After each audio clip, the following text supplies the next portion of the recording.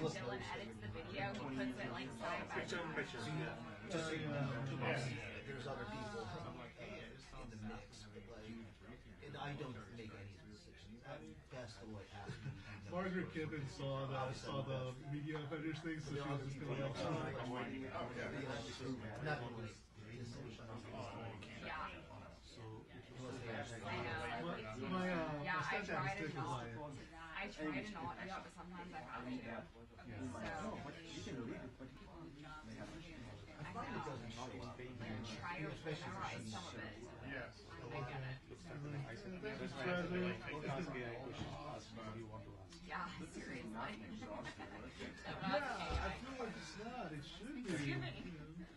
Also, it's not MS now. I'm surprised they didn't do MSDNC.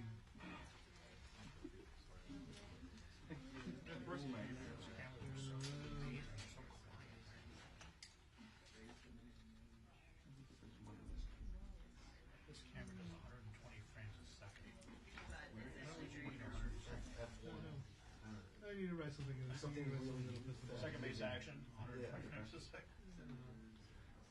You would have it before he even left. Gavin Bain, he just writes about. Well, he writes about trade, so. Anything that's remote, like bird is actually like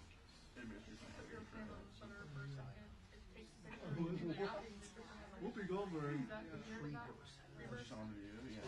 Well, it's just because you know. Some of the cannons have it. I don't think. It's kind of weird. This is an ABC article. Before you made because it takes a second, but it's a millisecond. Like that's got to be AI. Like left wing. it somehow knows as you're doing it. And like What's up, Manu? does it a Hey. little bit ahead of what you're doing. Oh man. I don't have it. If I had it,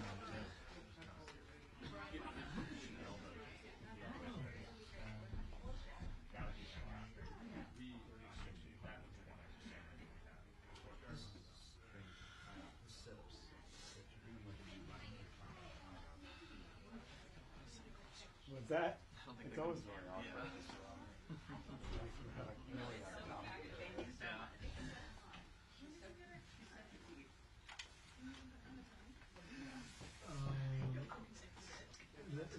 to the point that we've all been here too long. Yesterday, I was waiting around the Senate, waiting for senators. We were. When you turn it off, there's like a curtain comes down. Less than 4 of us were reading the Olympic I'm sorry, I can't do that. I don't know. Most of I'm so morally opposed to the whole thing. I like. I read it. Don't get me wrong. I was like we were all like it was, and then the cameras me and Andy Napier and Audie Fulmer were talking about it. And then all of a sudden, Alec McCord looks behind us and it's just like shows her phone, and I was just like. That's the vision. Did you watch the first episode of the new Sean Spicer and Rachel Babe? They're like I haven't. I was in it and she's like people ask me what my bias is. My bias is drama. Me too. I don't know if that's something I would admit. I don't think that's the right way to look at it. Yeah, I don't know. Yeah. Right here. What up?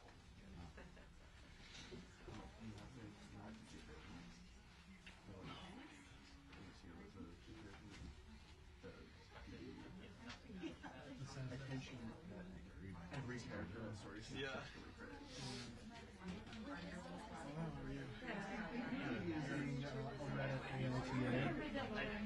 Yeah.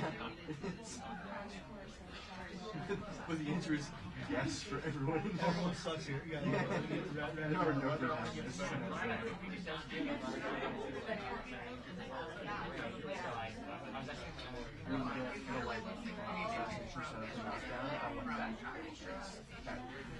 Oh, man, the reviews I was thinking I read new ones. How was that guy? Well, my mom is deep. Yeah. I mean, you stand there. You're kind of behind me down in that corner. I checked it out. With this, like, They just didn't leave quite much room. I feel like there's a little bit more. Yeah, I know. The sweat box.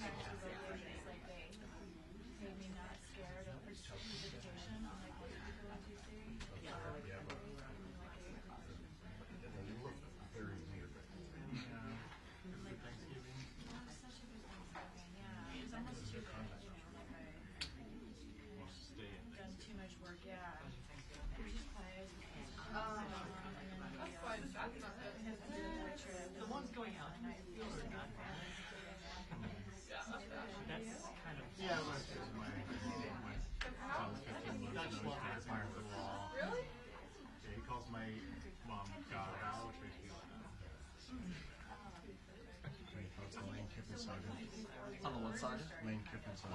I don't know what that is. Lane Gill, newspaper coach who left for LSU. No, I don't follow that.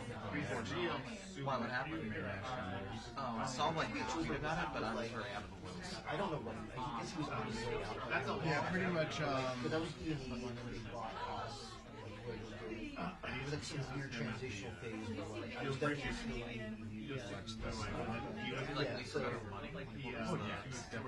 As far as I know, he had traded like when he was. But one of them like draggers. I have no idea. The point of like, this is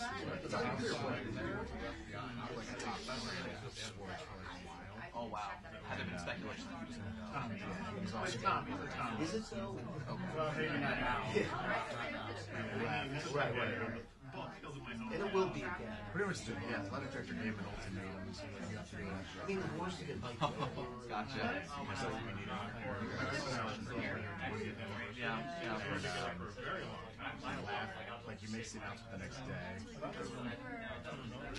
As the team is getting ready for the playoffs, it's also the best season in school history. And now he's just like, He's looking for the archive. He's doing it and like. I'm just seeing if he's going to say that's really bright, and he for sure is going to say that's super bright. Bright is the time of playing public. That one time, you never know. yeah. It was like, I didn't want to see those friends going to a couple of like, One time it was so bright, you complained. it was really bright. It was really bright. Classic. This one, How long had he been at 5 years or so. Okay. Is that a long time? well, I think they can't talk about it. Is that part of the course? Well, for him, he's Well, never been it's really for them, but then the convenience.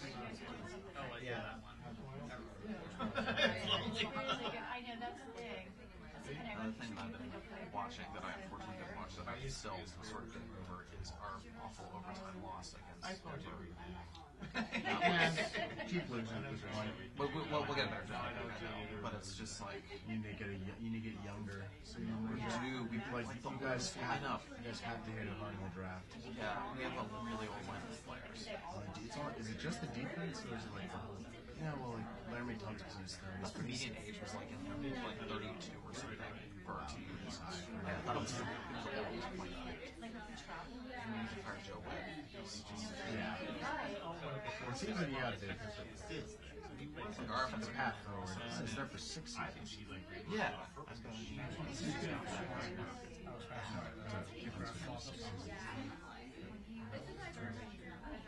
Joe Wade's got it.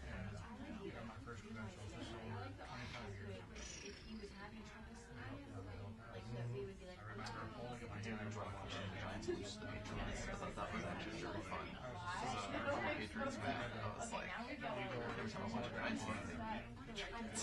This drive.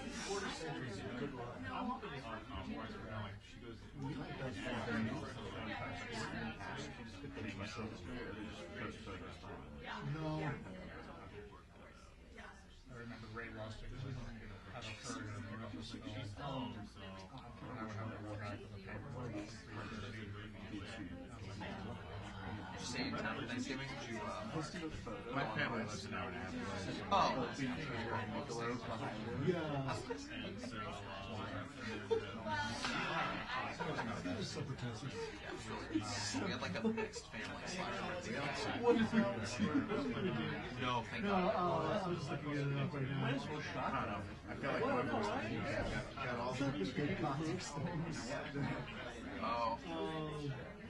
Dropped me in the briefing. Yeah, no, somebody needs to ice him. Doing a briefing.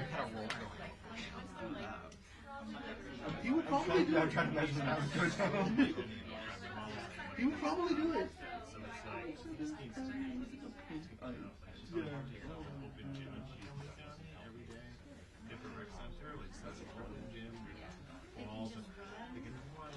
I need these walking shots of any chance of working. I tried to do that just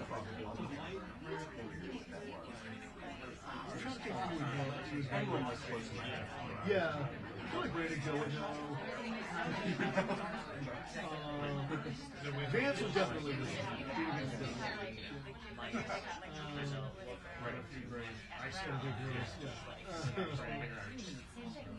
Diego would know.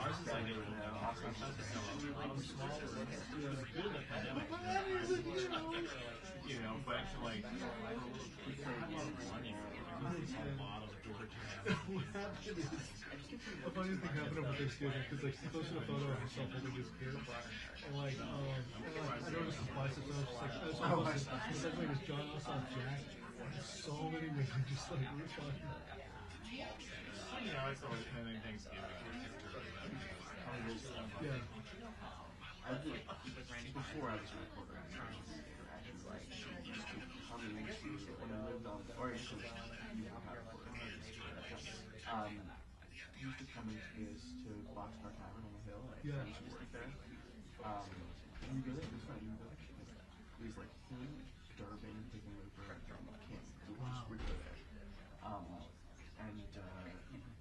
And I was there in the final season or playoffs.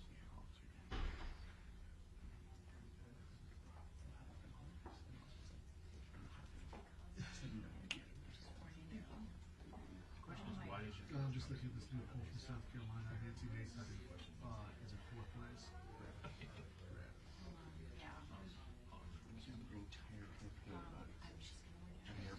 Yeah, I know. You told me that doesn't matter.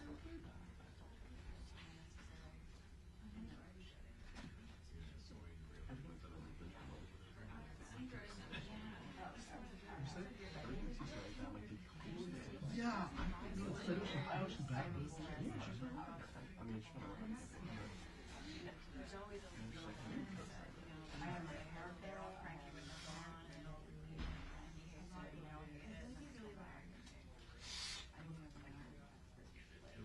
Yeah, way too many Democrats I know are on Hopium in Tennessee tonight.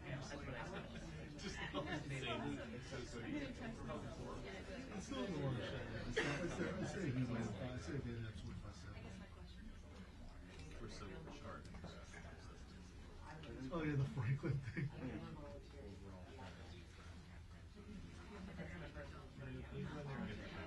yeah. Yes. Flush them out. Also a nice walk all the way over here.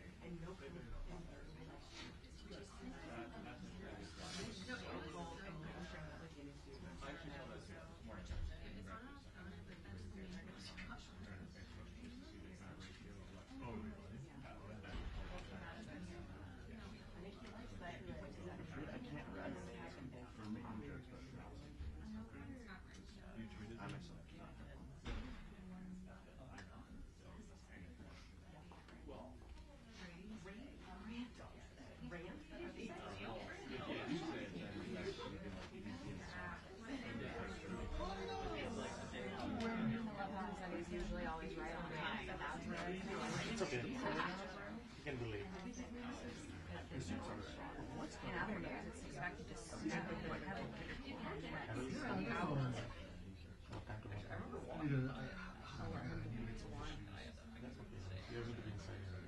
want to be outside. Some nun bushes, some floor shine. My small part. My sister works. Is your floor shine? Bring your sled. Yes.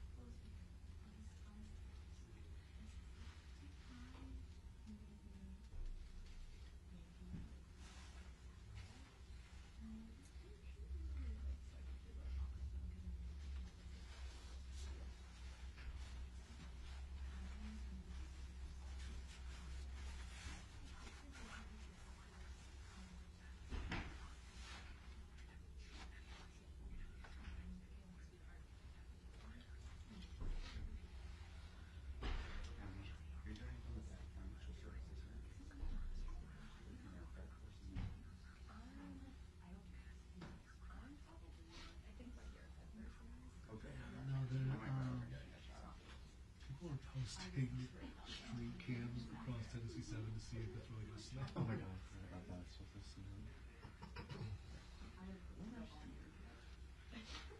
Yes. Oh my god, I'm gonna go outside. Snow. 12 years old again.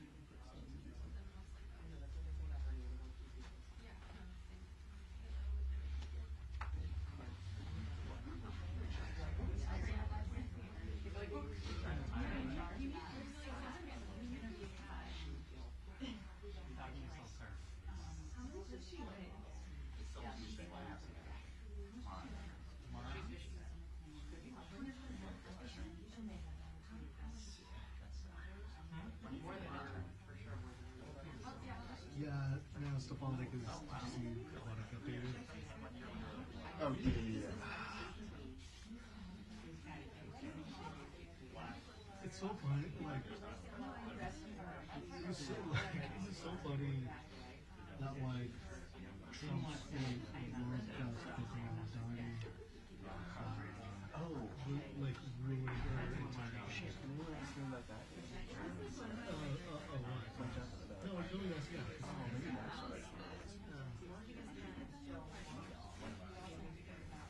Does it conflict with your beliefs that like the face of ever more radical Democratic Party power out? Well, like, I mean, one of the things I've noticed with Trump is that he's just very charmed by people who he sees as winners. He loves Dan Love. Love Dan Love. And he gets along really well with Sheinbaum in Mexico.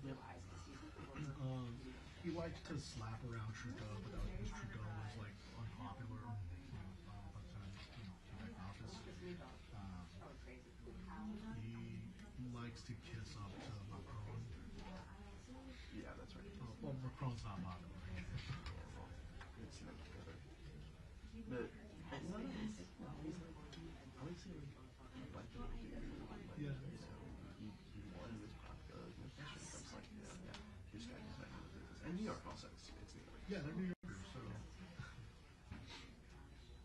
As my dad always says,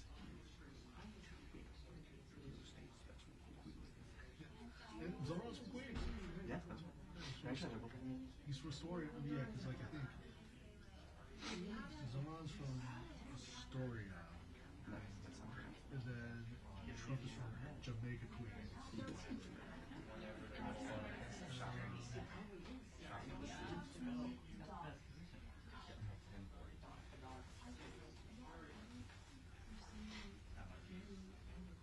I hear the thing is that the whole reason Trump hates Richard Blumenthal is his dad. Blumenthal's dad and Trump's dad were competitors in real estate. Yeah. He really hits the blue slip, and it was just 90%.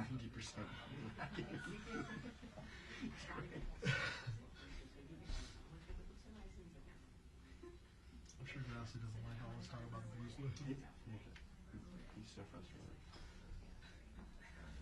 He and his staff like are you can like feel the Seething rage. just the usual stubborn tension of frustration and in like the email composition, and I'm like, Johnson wants to kill Bruce at the end. Honestly, what do you say? Well, you know, if they do that, then the Democrats are not gonna We're not gonna have no votes.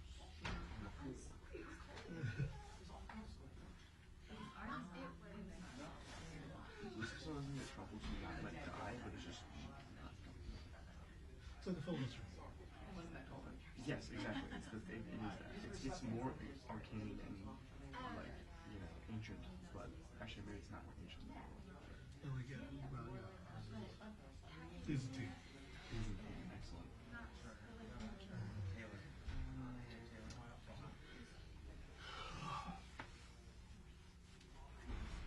Baseball is America's pastime, but it's actually waiting for festivals. Yeah. You still get that girl Usually not this late. Done to me. 20 months. Oh, it'll be 2 weeks on. It was coming. Yeah, when you laid it out for me, I was kind of like, yeah, this is not. It's the weird thing.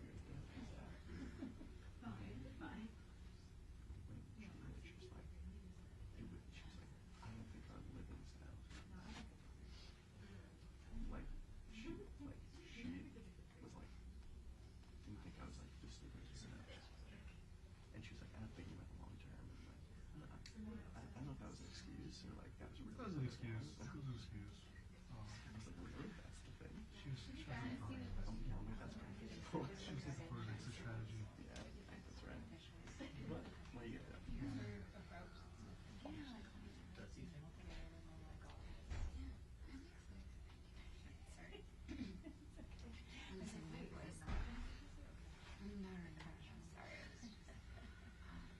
They're kind of late.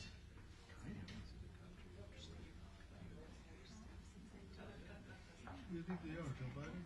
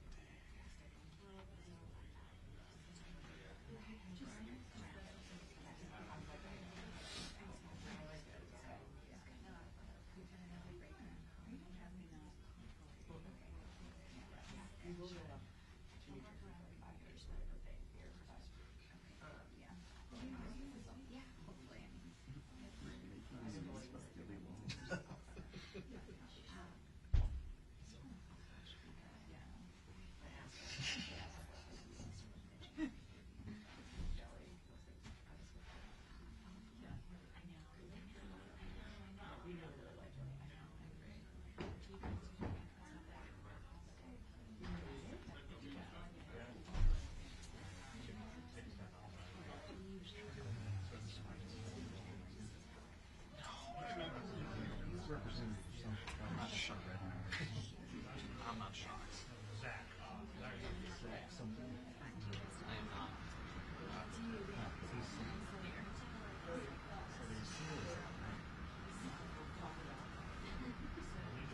Yes. They really did.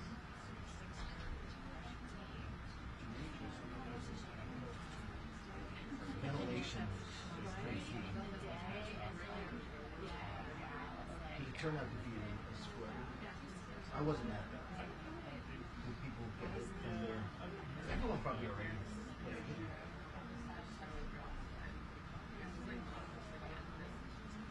These days.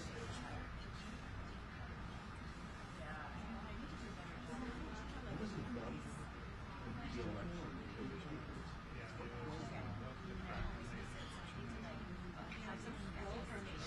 Yes.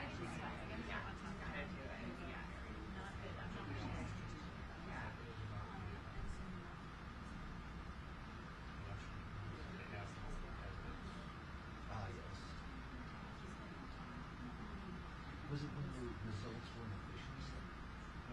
They were. I just can't remember. It was like I was out covering the election stuff, but not this. I think I was taking a random protest or something. I can't remember. I was outside. That's all. It was like pretty happy guys. You do campaign trail stuff?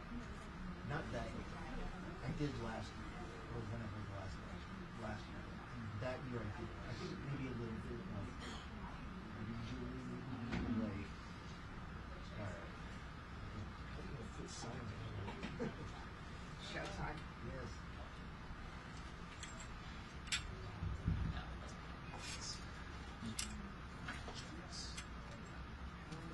So she's looking first. OB3 needs to be on this side. Okay.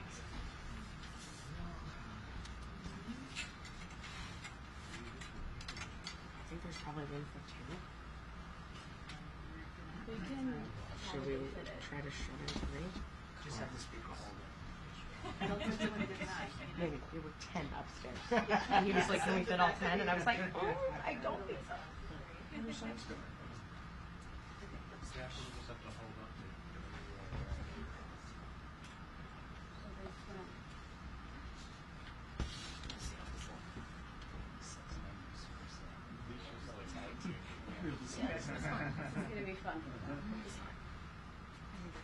just confirmed from the guy they always want.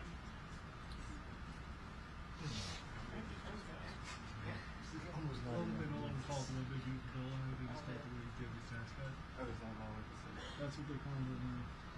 Like, Well, it's like we can't dead, they don't want us to dead name it. Good lord.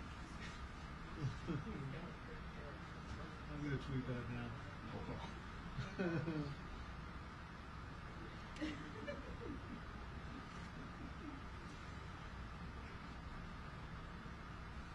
Legitimate court counteraction. Is that the potential weapon? What is it?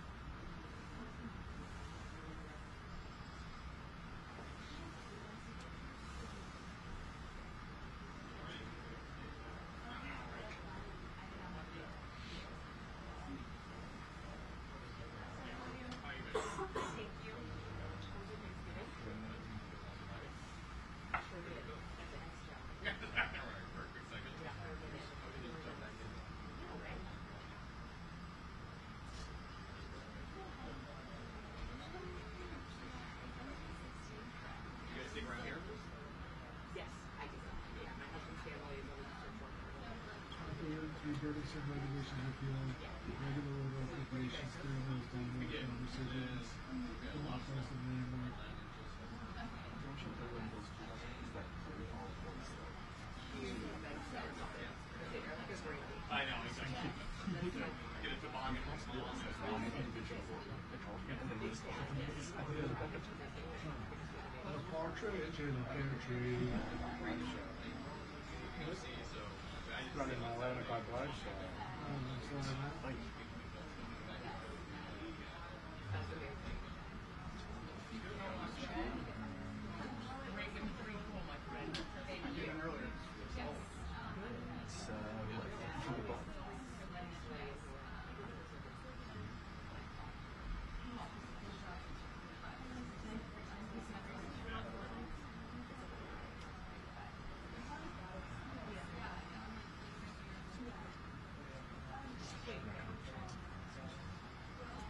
Yeah, references, studies, and passive chamber.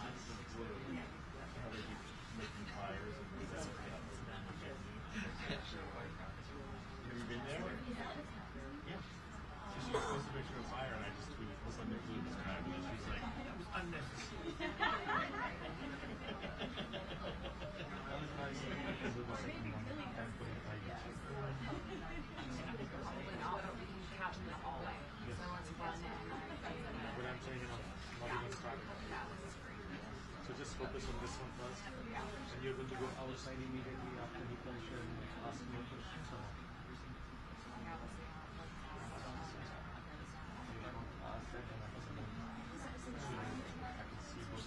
I don't want to take it back on that. I want to see you play. If you elect me now,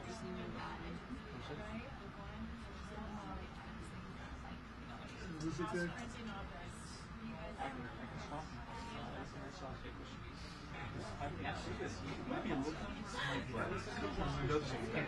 This is one of these often I wouldn't call that an accomplishment. Read a post bill done. Read more. I'm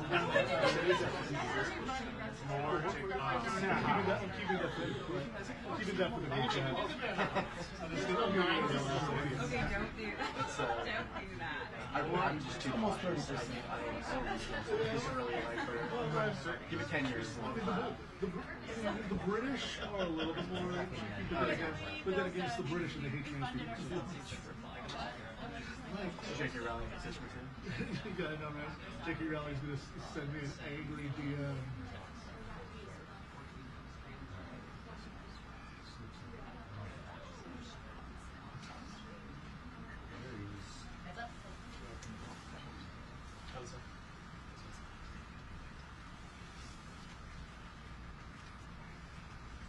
Okay, who put the podium so high?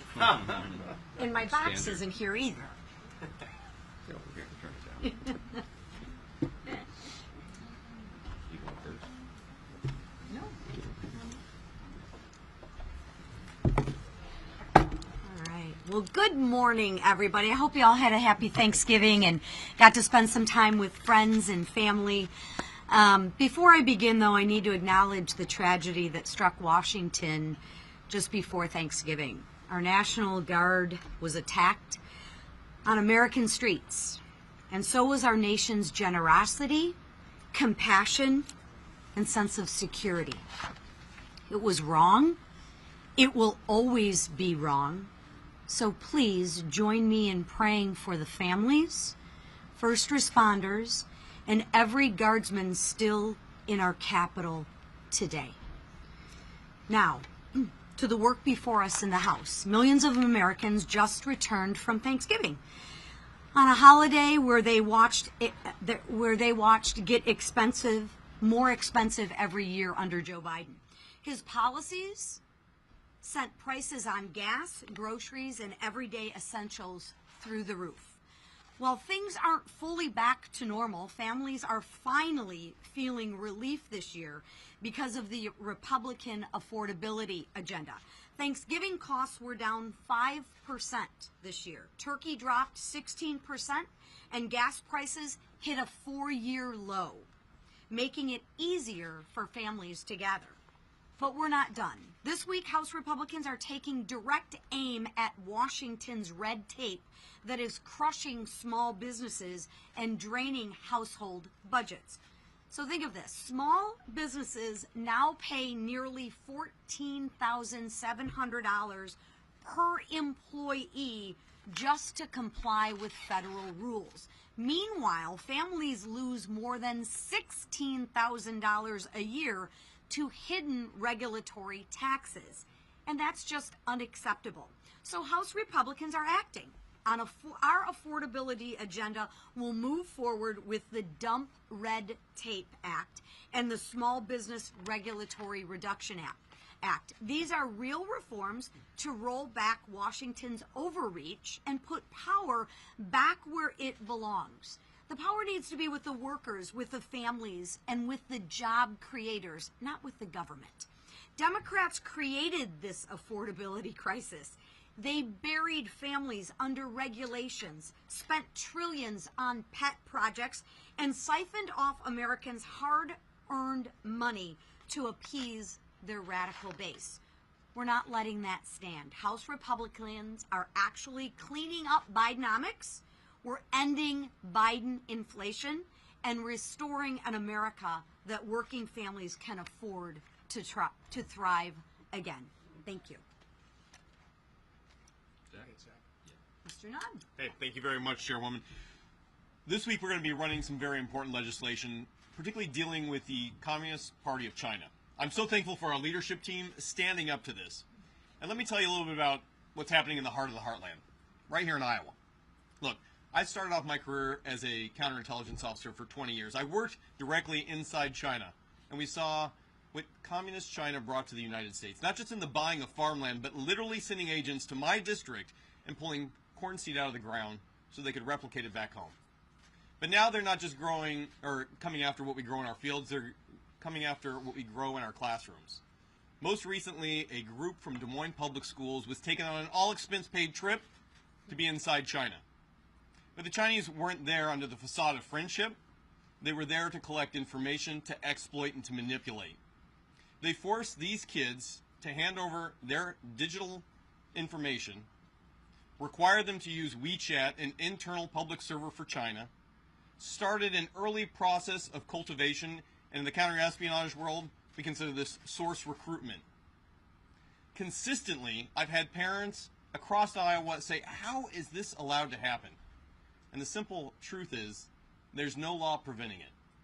The Chinese government is creating a series of shell organizations to recruit kids to come to China and then exploit them the moment they set down in soil inside Beijing. This has to stop. I'm so proud of this team for helping us stand up to what the Politburo in Beijing is trying to do to kids in Des Moines, Iowa, and across our country. We have the opportunity not only to push back, but to send a strong signal that we have a friendship opportunity with China that is real, but we will not stand by while Chinese communist agents attempt to recruit kids for future exploitation. Whether it's in ag or whether it's in the classroom, we have the opportunity to say no, and this team has stood up to do it. Thank you very much, Mr. Speaker, for your leadership. Thank you. $1 billion. That's how much money has been stolen from the hardworking taxpayers in my home state of Minnesota. And if that's not egregious enough, some of these taxpayer dollars have allegedly been diverted to al-Shabaab terrorists. Under the failed leadership of Tim Walz, Minnesota has become a hotbed for fraud. We knew it was bad, but now, thanks to the work of our new U.S. Attorney for Minnesota, the true size and scope of the crimes is being brought to light, finally. $250 million in the Feeding Our Children scandal. The largest pandemic fraud case, by the way, in the country. $14 million robbed by a woman who fraudulently diagnosed Somali children with autism, then billed the taxpayer for the services that were never provided. Over $5 million stolen by individuals falsely claiming to provide housing assistance to those in need. These are just some of the fraud schemes that have been federally charged, and I want to emphasize that because our failed governor tried to claim that he's been prosecuting. He hasn't even investigated. There are even more, by the way, that are under investigation, including 80 autism clinics that are currently under investigation. Career fraud prosecutor and former acting U.S. Attorney for Minnesota, Joe Thompson, said the amount of fraud, quote, takes my breath away. Even the New York Times admitted that the fraud in Minnesota is, quote, staggering in its scale and its brazenness. Between the meals, housing, and autism therapy fraud cases, 86 people have been charged. Of those 86, 78 are of Somali descent. Let me be clear, it is not racist to call out criminal behavior. And we're going to not cower to baseless labels while Minnesotans, including law-abiding Somali Americans, get robbed blind. While Tim Walz refuses to take accountability for the fraud he created and enabled, President Trump is committed to justice for the crimes against the taxpayers of Minnesota, and I am too. I want to thank Treasury Secretary Scott Bessent for launching an investigation into this important issue. Minnesotans deserve answers and accountability, and we're not going to rest until they get both. And thank God for President Trump raising this because no one was covering it. We've been sounding the alarm on this fraud for over 3 years. No one in this room and no one back at home was reporting how bad this is. Finally, because of our president raising the issue, people are talking about it. And I'd be remiss if I didn't mention before I left what our conference chair talked about when we started. My wife Jackie and I are praying for the family of Sarah Bergstrom as they grieve this infuriating and unfathomable loss. We're also praying for Andrew Wolf as he continues to fight for his life. These two guardsmen are heroes who answered the call to keep this city safe. Justice must be executed swiftly for this heinous and targeted act. And with that, I yield to the leader. Thank you, Whip. Our country was shocked the day before Thanksgiving to see just a senseless, violent act of this tragedy attack on our National Guardsmen here in D.C., the West Virginia National Guardsmen that were both attacked for just doing their jobs and keeping D.C. safe. I, too, want to extend my prayers and sympathy to Sarah Bergstrom's family for the horrible loss of her life. and just senseless loss of life for such a young girl with great promise. And then, of course, Andrew Wolf, who is still at the hospital fighting for his life from the gunshot wounds that he suffered. And we keep him in our prayers, his family as well, and pray that he is able to recover and come back. And I know the people of West Virginia share that. The people of America share those prayers. This week we have a number of bills we're bringing to the floor to continue to address some of the problems that were created by the Biden administration that drove up inflation, that drove up higher costs. We saw so many ridiculous rules and regulations that added cost to the products we buy, our small businesses that were under attack. And so this week we're bringing a number of bills to reduce those regulatory attacks on small businesses. Giving small businesses relief also gives families relief in terms of lower costs.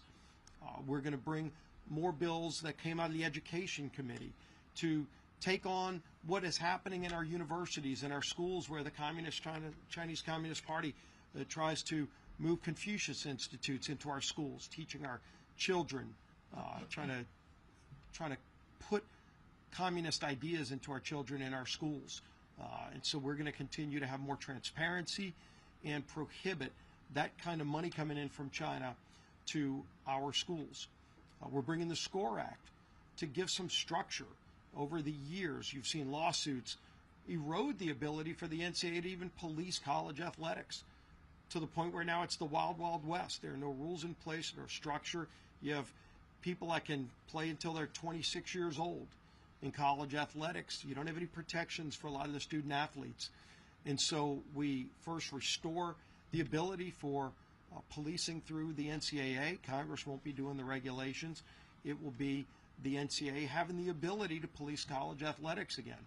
We also protect women's sports. We protect Olympic sports by ensuring that you have an equal number of women's sports to men's sports, that you have a minimum number of sports, so that a lot of the Olympic sports that are so important to our country, as we see the Olympics coming up here again. In many cases, our Olympians come from the college ranks, and so we protect that too. And again, just putting structure in place for what is right now wild, wild west atmosphere. And we're going to continue to work on healthcare proposals to ensure that families have choices and lower premiums. That's what Republicans care about. Democrats have never cared about that since they passed the Affordable Care Act and all the broken promises and lies that went with it. If you like what you have, you can keep it. Probably the most broken promise in all of politics, where millions of families lost the good health care plans that they liked because of the Affordable Care Act. And of course, there's nothing affordable about the Affordable Care Act. All we've seen is increased cost, 80% premium increases. Democrats just concerned about bailing out insurance companies who get record profits, while families see higher premiums because of that failed law. What we want to do is give families options, lower premiums for families.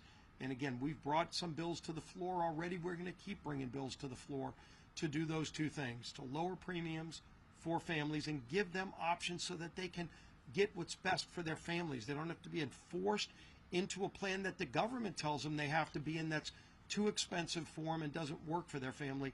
They can buy whatever they want that makes sense for them and for their family. So we're going to continue to work on that too as we move an aggressive agenda, and that agenda is led by our Speaker, Mike Johnson. Thank you, Mr. Leader, this leadership team, Colonel Nunn, for being here with us this morning.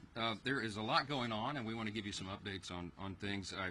I hope everybody had a blessed Thanksgiving. It is true that our hearts were heavy, of course, with Sarah and Andrew, these two selfless National Guardsmen who were senselessly attacked while they volunteered for service to defend the rest of their fellow Americans, and they literally took bullets for it. And so our prayers are with Andrew as he recovers, and our hearts and prayers are with the family of Sarah. It reminds us that freedom isn't free, and some people make the ultimate sacrifice so the rest of us can have that. You know, I was reminding our conference this morning, 1789, our first president, George Washington, was the first to issue a national day of thanksgiving and prayer, a proclamation.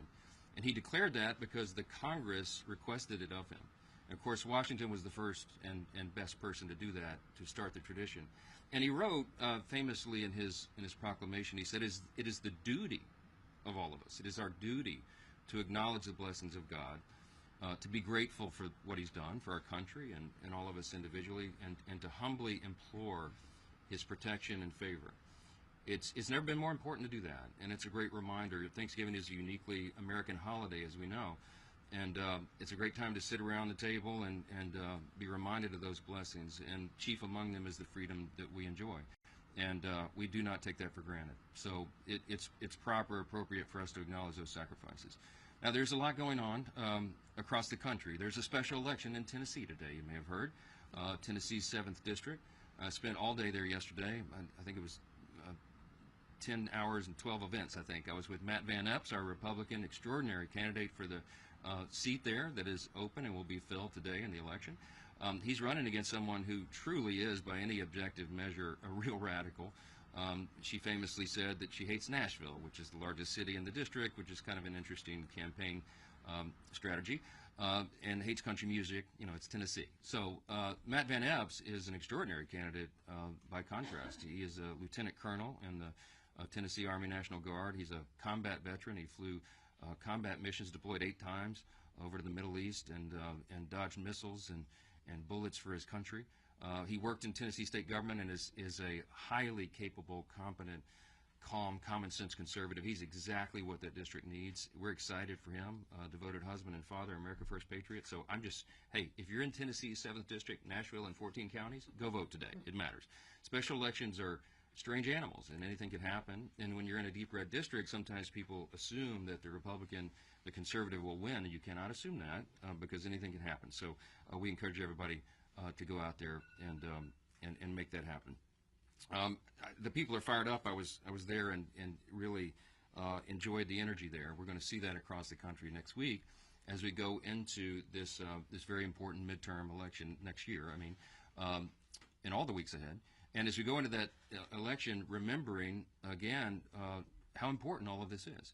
And as we put some posters up here to remind you and remind all of ourselves what an extraordinary run we've had in the 119th Congress. Now, in spite of the fact that we had razor-thin majority, I mean, it many times, as you know, 1 or 2 vote margin, we still have had one of the most consequential Congresses in the great history of this extraordinary nation. And you know, if you look at what has been accomplished for the first 10 months of this term, this year, the 119th Congress, this new administration, you could stack that up against any Congress in history. I think it's probably in the top 5 in terms of marquee landmark achievements.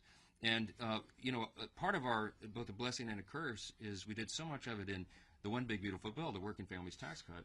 There's so much to talk about. It's as if it just got brushed aside. But the component pieces of that is some of the most nation-shaping, productive, pro-growth policies that have ever occurred to help all Americans. And we look forward to all the provisions of that bill being implemented beginning really in earnest in the first part of the year. And so the first quarter, second quarter will be a very different scenario. But we're excited to go through that. We can't fix everything overnight. And the Biden-Harris administration, as we said so many times, in 4 years really destroyed almost every metric of public policy. Don't go flip a switch to do that. It takes some time. And we've been working earnestly and around the clock to do that, to work on solutions, to solve all those problems, and to make government more efficient and effective and responsive. Republicans have been delivering and working to bring down costs for American families, to fix the Democrats' broken health care system, and to rid our streets of violent criminals and dangerous illegal aliens. All this has been our goal since January, and we've been delivering. And as the year comes to an end, we started to reflect upon what we've done in that first 10 months and ultimately the first 12 months, and it's really something. The Working Families Tax Cut, let me just tell you some of the components of that, because people seem to have forgotten. It was a permanent extension of the 2017 tax cuts, which is collectively it's the biggest tax cut in U.S. history. Had we not passed the big bill, we would have had a $5 trillion tax increase on all hardworking American families as that expired in December. It was a marquee achievement. We also in that included permanent estate tax relief extensions. We had landmark Medicaid program reforms, which the CBO has said is going to save $185 billion and reduce premiums on everybody for their health care. We expanded the SNAP work requirements to get ineligible recipients off, young able-bodied men with no dependents or health problems. They shouldn't be riding the wagon, and they won't anymore. In the bill, we increased border enforcement and funding, generational investment in those things, and it's worked because guess what? The border is sealed. We don't have all these illegals coming across the border anymore. We included no tax on tips, no tax on overtime, increased standard deduction for seniors, free tax savings accounts for every child born in America, which we'll be announcing at the White House in an event this afternoon. Business tax provisions to incentivize investments and innovation. That's all in the bill and much more. We codified 67 of President Trump's America First executive orders so far, and there are many more to come. We repealed Biden-era regulations with 23 Congressional Review Act resolutions. Now, this is important, too. We've been making history along the way over the last 10 months. In the entire time that CRA's, Congressional Review Acts, have been part of the law, only 20 had been signed into law since the inception of that instrument. This year alone, we have already passed 23 of those out of the House, and 16 of those have been signed into law. That's a big thing. We've restored regular order to the appropriations process, and y'all know what a big thing that was. The goal of mine since I became Speaker a little over 2 years ago was to restore regular order, because instead of governing by an omnibus before Christmas, which is no way to do stewardship, we wanted to get back to 12 separate appropriations bills, and as you saw, when we reopened government, one of the things the President signed was 3 regular order appropriations bills signed into law. What a marquee achievement. We had agriculture, legislative branch, military construction, VA bill signed into law, and both chambers and the appropriators are working right now to put the next bills, get them prepared, and get them enacted and signed into law. We've also, in the last 10 months, defunded wasteful spending through rescissions, billions of dollars there. We passed and signed into law the Genius Act, the bipartisan landmark crypto legislation. We passed and signed into law the Laken-Riley Act, the Halt Fentanyl Act, and the Take It Down Act. And the House has passed the SAVE Act, the Illegitimate Court Counter Action Act, Protecting American Energy Production Act, the Protection of Women and Girls in Sports Act, Fix Our Forest Act, the Ticket Act, Unlocking Our Domestic LNG Potential Act, American Entrepreneurs First Act, Stop Illegal Entry Act, Made in America Defense Act. I could go on and on and on. Remember, these are just the top lines. The House has passed 331 pieces of legislation this year that will directly improve the quality of life for millions of American families. And that's a lot to be thankful for.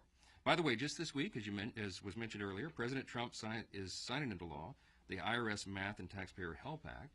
It received little fanfare in the media, but it's a bill that will provide taxpayers fairer treatment when corresponding with the IRS regarding tax returns, and that's a big thing as we go into tax season in the first quarter.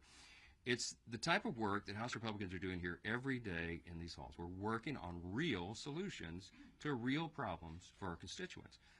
As I mentioned, the Working Families Tax Code, if we were just to go through every provision of that bill that's going to make life easier and safer and more affordable for American families, we would be here until Christmas. So I'm not going to do that for you.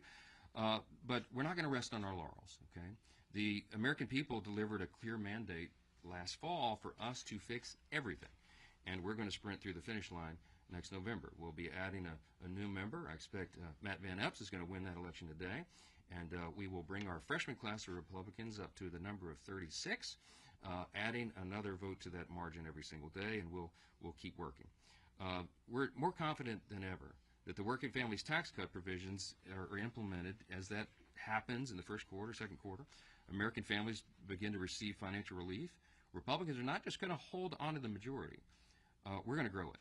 And over the next weeks and months, House Republicans will advance legislation to continue to bring down the cost of health care for working families, to ensure our fighting force remains the most lethal and the best prepared in the world, and to fully fund the government for the upcoming fiscal year in a responsible way while maintaining good stewardship of taxpayer resources. This week, as the leader mentioned, we'll pass legislation to reduce the regulatory burden on small businesses further, to keep the Chinese Communist Party out of America's classrooms. That's a big and important endeavor. And to establish a landmark nationwide NIL framework for collegiate athletics and empower student athletes to maximize their college experience. Despite the unrelenting stream of palace intrigue stories that fill the pages of your publications, House Republicans remain united and focused on delivering results for our constituents. That's how we've gotten this done. That's how we'll continue to do it. and that will be happening in earnest in the weeks and months to come. So we'll take a few questions if you have. Okay, you're so eager. I got to get it. We have a relationship at this point. First off, happy Thanksgiving as well. But quick question: what are your thoughts about, and not related to the Minnesota welfare scandal, but specifically, what are your thoughts about President Trump calling Governor Walz retarded? Well, look, that's not the word that I would choose. I think his reaction was probably a spontaneous one to the enormous amount of fraud that was announced there. We're thinking it may be, could be $2 billion. Congressman Emmer, of course, represents that state, and it is an outrage. And we're told that this was funding terrorist organizations in Somalia, and so it's a lot to look into. I mean, all of us, when we heard the news, we reacted in different ways, and you know, that's not the word I would choose, but I think everybody understands how absurd and crazy that is, and how Congress has an immediate obligation to look into it, and the administration is as well, and we're going to get down to the bottom of that. Governor Walz appears to have a lot to answer for, so it was a really stupid thing. Thank you so much, Mr. Speaker. You talked a lot about your accomplishments, and one you didn't mention is the SAVE Act, which the House has passed twice. It's still awaiting action in the Senate for some reason. But many are still asking when an in-person, same-day, hand-counted paper ballot measure will be passed, and will that be done in time for the 2026 election? Yeah, I've been asking that myself. I think that would be a really important measure to eliminate you know, fraud in elections. And there is some element of fraud in every election. We all know that. And we have a duty as lawmakers to prevent as much of that as is humanly possible. The SAVE Act has been a big priority of ours. I think I did mention it in the list, but it was so long. I certainly intended to. It's an important measure, and we would certainly love to get that signed into law. We need a little help in the Senate, of course, to do that. We don't have control over all elections. The states in our system, as you know, have a lot of responsibility over that, and that is federalism. We support that. The states have that in their jurisdiction of authority. We don't want to federalize all elections because that could open up a whole other can of worms. But with regard to federal elections, at least, you know, elections for Congress and Senate, we do have some say. And so the SAVE Act would be an effort to ensure that we eliminate as much fraud as possible. I've obviously been a big champion. I was a co-author of it before I became Speaker. We've been working on this, and we'll continue to try to get it done. So it's a big priority. Yes, ma'am. Mr. Speaker, Yes, Mr. Speaker, yes, ma'am. Mr. Speaker. Yes, ma'am. Yes. Thank you, Mr. Speaker. Elise Stefanik wrote on social media this morning that you are protecting the deep state by not including a provision in the Intelligence Authorization Act. What's your reaction to this claim, and why is House Republican leadership not united on this? Well, all of that is false. I don't exactly know why Elise won't just call me. I texted her yesterday. She's upset that one of her provisions is not being made, I think, into the NDAA. I explained to her on a text message as soon as I heard this yesterday. I was campaigning in Tennessee, and I wrote her and I said, what are you talking about? This hasn't even made it to my level. The way regular order works is, and I think she should know this, we'll be talking about it, I'm sure, today. The way this works is that it has to go through committees of jurisdiction if it will be attached to the NDAA. And this provision that she's working on, I think, is under the jurisdiction of judiciary. And so there's a four corners engagement and agreement that's required. You all know how this works. The two chairs and the two ranking members of the committees of jurisdiction, which would be judiciary and the House and Senate, all have to agree, or at least 3 out of 4 have to agree. It's typically unanimous to make sure that it makes it onto the bill. Well, in this case, I found out last night, this wasn't even on my radar, that apparently didn't happen. I haven't even talked to those chairmen. I haven't had time because I got in late last night. But apparently those 4, the 2 chairs and the 2 rankers in both chambers did not agree, and so that provision was dropped out of the NDAA. It doesn't mean it can't become law or even that is a final decision. But I sent my friend Elise a text last night, and I said, can you find out what the issue was, and I'll help you resolve it. I support her provision. I mean, I would vote for it. I think it's smart. And I'm not sure exactly why it wasn't included. So I don't know why she's frustrated with me. I literally had nothing to do with it, but I'm happy to roll up my sleeves and help her. I want everybody to be successful, and we're going to try to make the bill the best it can be. Yeah. On the Caribbean boat strikes, the administration has acknowledged that there was a second strike in that attack in September, but they have not said if there were any defenseless survivors. Should they release the video to Congress, the unedited video to Congress and to the American public, into if the defenseless survivors were killed, would that constitute a violation of the laws of war? I'm not going to prejudge any of that. As you know, both of the Armed Services Committee and the Senate and the House will be having hearings on this to review, and that's their role. I have been listening. Again, I was pretty busy yesterday, didn't follow a lot of the news, but I caught up a little bit early this morning. That my assessment of this, my understanding is that most of the people that have looked at this, at least in a preliminary review, say that the admiral who ordered the second strike thought it was necessary to complete the mission. He's a highly decorated, highly respected admiral in the Navy, and he made that call. And so, we're going to have to look at that. I'm sure Congress has a right to look at it. I don't know how much of the tape should be released because I'm not sure how much is sensitive with regard to national security and all that. I haven't had a chance to review it, so I'm not going to prejudge it. But I will say that, it's not an unprecedented thing.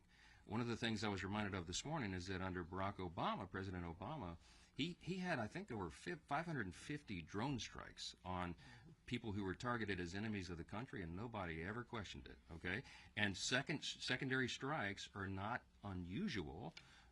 It has to happen if a mission is going to be completed. So I haven't reviewed the scope of the mission. I haven't reviewed that particular strike. I don't know what went into the Admiral's decision matrix.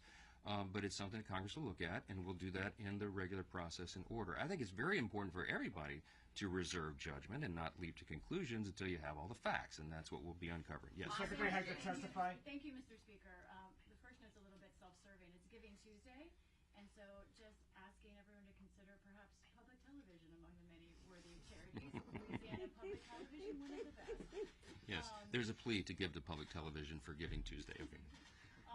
And then on healthcare, two of your members came out of the meeting just now and told me that it was their impression that the House Republicans are likely to get on board some kind of short-term extension for the subsidies while you work out long-term reform. They weren't members who love that idea, but they said it looks like that might be necessary. Where do you think things stand, and could something come before the House by the end of the year? I don't know who you talked to, but they might have left early. I was up there for quite a bit today. We were talking about a lot of issues, and what I said, we didn't commit to that. What I said is, when you have, this is just practical, okay? When you have a razor-thin majority, which we have, this is not like the old days. In the old days, they had 30, 40-seat majorities, and so 4 leaders could go in a back room, create the agenda, and hoist it upon everybody and say, this is what you're doing. And if 20 or 25 people disagreed, he said, so what? Go jump in the Potomac. We're moving forward. Okay, it doesn't work that way, right? And when in an era of small margins, I literally have to get almost every person in the room on board. Now, healthcare is a very complex issue. And I want to point this out. Look, it is not the Republicans who broke American healthcare. Next week, we'll go into this in real detail, and I'll show you the whole timeline. The Democrats broke healthcare, okay? When they created the Unaffordable Care Act, 15 years ago, they promised you that everybody could keep your plan, keep your doctor if you want it, and that your premiums would be reduced on average by $2,500. Exactly the opposite was the truth, and premiums have risen in some cases 60, 80% over that time. They broke the system, and every time the Democrats have gone in to try to subsidize the broken system, they've spent more and more taxpayer dollars, and they've been wasted. The COVID-era subsidy only affects 7% of Americans, okay? All this hullabaloo is over 7%. Now, every American, 100% of Americans need their health care costs to come down. Republicans have ideas to do that. Now, what I've got to do is build consensus deliberately around the best ideas, and we've been working on that. The majority leader has been quarterbacking this effort with the chairman of the committees of jurisdiction, with the Docs Caucus, and with individual members who this is their passion, and they really spend a lot of time thinking and working on it. And we're pulling those ideas together, and there will be a Republican response to this, okay? So I can't project in advance what that will be, because I don't know what the consensus is in that room. But you will see our sleeves rolled up and that work being done in earnest this week as we bring all that together. I told everybody we are going to respond. We understand the need of bringing down health care costs and at the same time raising access to care and quality of care. The Republican Party is the party that can do that. The Democrats have demonstrated for 15 years. They broke the system and they keep doubling down on the broken system, okay? Hey, and guess what? If you love your Obamacare, you'll get to keep it, okay? We're going to improve the system for Americans. We have good ideas to do it. We have a lot of thoughtful people working on this, and we'll be pulling it together. So, no, the answer is no. I did not project any outcome of this morning. We were talking about the various ideas, and we're working right now. People are very passionate about this, and they should be because their constituents understand the necessity of it. So we'll keep doing that. Thank you all so much, and be more later today. The Tigers. Do you know that the Somali Autism Society, they actually work on helping Somalis get properly diagnosed? They're with the Somali Minnesota Autism Society. By the way, the fraudsters have put real autism claims at risk. No, I know, but there's a charity that actually focuses to counteract the misinformation. Do you know about them? The misinformation? No, the misdiagnosis I meant to say. Like, there's actually really good. You should check them out. We're working with actual Somalis that are impacted. Yeah, I know, yeah. I was trying to help them. Yeah, because I'm really good friends with the Somali Autism Society in Minnesota.